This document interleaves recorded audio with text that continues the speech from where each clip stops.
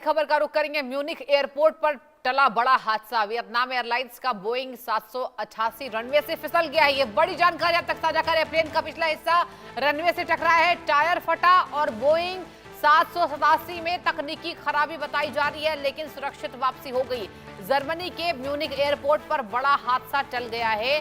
Hanoi जा रही Vietnam airlines के बोइंग 787 विमान की उड़ान भरने के कुछ देर बाद ही इमरजेंसी लैंडिंग कराई गई है। टेक ऑफ के समय विमान के रनवे से आगे निकल जाने की खबर आई, जिसके बाद विमान ने ईंधन हल्का करने के लिए हवा में 2 घंटे से अधिक समय तक चलकर चक्कर लगाए। विमान की म्यूनिख एयरपोर्ट पर सुरक्षित लैंडिंग कराई गई है, जिसके बाद आपातकालीन स्थिति को देखते हुए दमकल की टीम मौके पर पहुंची और यात्रियों को सुरक्षित बाहर निकाला गया है। एयरलाइन ने अपने आधिकारिक बयान में पुष्टि की है कि विमान टेक ऑफ के बाद एक तकनीकी खराबी की वजह से वापस लौटी है। हालांकि एयरलाइन ने इस खराबी के सटीक कारणों की जानकारी नहीं दी है। सभी यात्री सुरक्षित हैं, जांच जारी है। एयरलाइन ने कहा फ्लाइट क्रू ने सुरक्षा से जुड़ी सभी तय प्रक्रियाओं का पालन किया है और म्यूनिख एयरपोर्ट पर सुरक्षित लैंडिंग की है। यानी कि देखिए, यहां पर जिस तरीके से तकनीकी खराबी विमानों में अब ये संख्या लगातार बढ़ती जा रही है। देश हो, दुनिया के अलग अलग हिस्से से भी ऐसी खबरें आ रही हैं, लेकिन गनीमत यह है कि इस विमान की सुरक्षित लैंडिंग करा ली गई है। इमरजेंसी लैंडिंग हुई है। रनवे से फिसलने के बाद कहा जा रहा है कि बड़ा हादसा टल गया है। गनीमत यह है कि सभी जो ट्रैवलर्स हैं, जो यात्री हैं, वो सुरक्षित हैं। किसी के हताहत होने की खबर नहीं मिली है। बोइंग 787 में तकनीकी खराबी। Vipul Saxena aviation expert phone line के जरिए मेरे साथ इस खास खबर पर जुड़ चुके हैं। विपुल जी, देखिए, ये वाकई डरा देने वाली खबर है। गनीमत यह है कि सभी यात्री सुरक्षित हो गए। क्या टेक्निकल ग्लिच सामने आई थी? जो वीडियो सर्कुलेट हो रही, बहुत ही हॉरिफाइंग वीडियो है। हाँ। और मैं समझता हूँ कि एक स्टेज के बाद पायलट के लिए डिफिकल्ट हो जाता है टेक ऑफ को कॉल ऑफ करने का, अबॉर्ट करने का। तो I think till last moment उसने ट्राई किया किस तरह जहाज उड़ जाए, और फाइनली उसने टेक ऑफ किया एंड बाद में आकर लैंड किया। क्योंकि अगर थोड़ा सा भी डिले होता तो वो सीधा रनवे की जो पेरीमीटर वॉल है वहां टकराता and it could have been a catastrophic accident. तो जो भी हुआ, आई थिंक पायलट ने सही एक्शन लिया एंड बाद में आके लैंडिंग किया। बट मैं समझता हूँ कहीं ना कहीं 2-3 इशू हो सकते हैं। या तो कहीं ना कहीं ओवरलोडिंग का इशू है, या अंडर पावर की कुछ इशू हुई है इंजन में, या कुछ और कंट्रोल मैकेनिज्म में कुछ प्रॉब्लम हुई है। ऐसा कुछ होना चाहिए। ये तो सब जब इन्वेस्टिगेशन होएगा पता पड़ेगा क्या क्या रीजन है। बट एक बहुत बड़ी कैटास्ट्रोफी से जो पैसेंजर्स हैं और जहाज है वो बच गया। I think that is a good news. बिल्कुल, और वाकई विपुल जी, गनीमत है कि सभी लोग सुरक्षित हैं।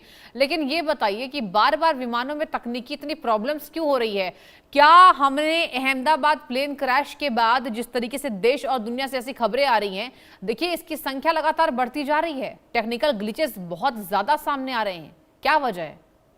मुझे कहने का लगता है कि जिस तरीके से ग्लोबल लेवल पे एविएशन सेक्टर बढ़ रहा है, हाँ। उस लेवल से जो ओरिजिनल इक्विपमेंट मैन्युफैक्चरर्स हैं वो अभी केवल 2-3 ही है। एयरबस है,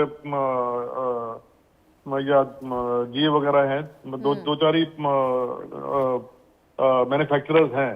तो उस वजह से उन लोगों के पास काफी प्रेशर है, काफी स्ट्रेस है, काफी लोडिंग है टू कंप्लीट द डिलीवरीज।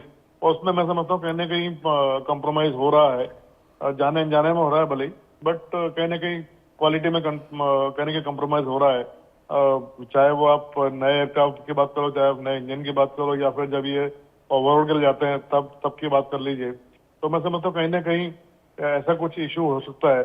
और इसीलिए मैं समझता हूँ जिस तरह अपने प्रधानमंत्री मोदी जी ट्राई कर रहे हैं कि हम लोग किसी तरह से एविएशन में भी इंडिपेंडेंट हो जाएं, हम खुद अपना जहाज मैन्युफैक्चर करें।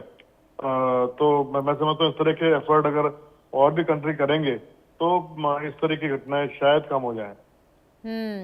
और जो ये टायर फटा, विपुल जी, ये कितना खतरनाक हादसा हो सकता था? कितना बड़ा हादसा तब्दील हो सकता था?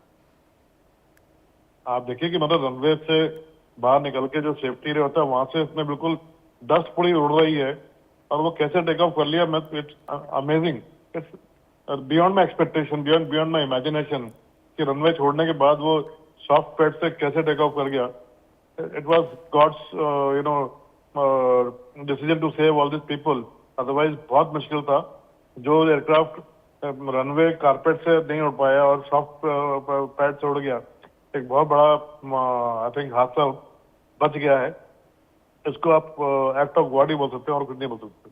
आप बिल्कुल ठीक कह रहे हैं कि मर्सी ऑफ गॉड ही आप कह सकते हैं। और बिल्कुल जी, एक और मेरा आपसे बड़ा अहम सवाल होगा कि जिस तरीके से देखिए, आपको भी पता होगा कि ये जो तकनीकी प्रॉब्लम्स है ये तुरंत पता चलती है, और कहते हैं कि जब टेक्निकल ग्लिच होता है तो ये बड़े बड़े अफसरों को भी इसकी जानकारी नहीं होती है। लेकिन विपुल जी, आजकल टेक्नोलॉजी इतनी एडवांस है, इतनी हाई है, इतनी डिमांडिंग है, ऐसे में कैसे पता नहीं चलता है कि फ्लाइट में क्या प्रॉब्लम है क्या नहीं है?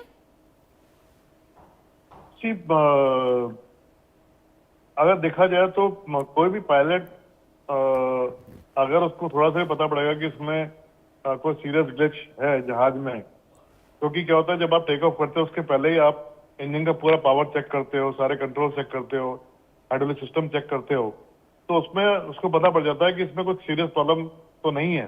पर जब तक वो सेटिस्फाई नहीं होता वो टेक ऑफ के लिए परमिशन नहीं मांगता है. पर एक बार आपने टेक ऑफ रन चालू कर दिया तो आप एक पर्टिकुलर स्पीड के बाद जो है अगर कुछ प्रॉब्लम आती है तो उसके पास कोई ऑप्शन नहीं होता टेक ऑफ को अबॉर्ट करने चलिए का. ठीक है विपुल जी, बहुत बहुत शुक्रिया आपका इस खबर पर जुड़कर जानकारी प्रदान करने के लिए।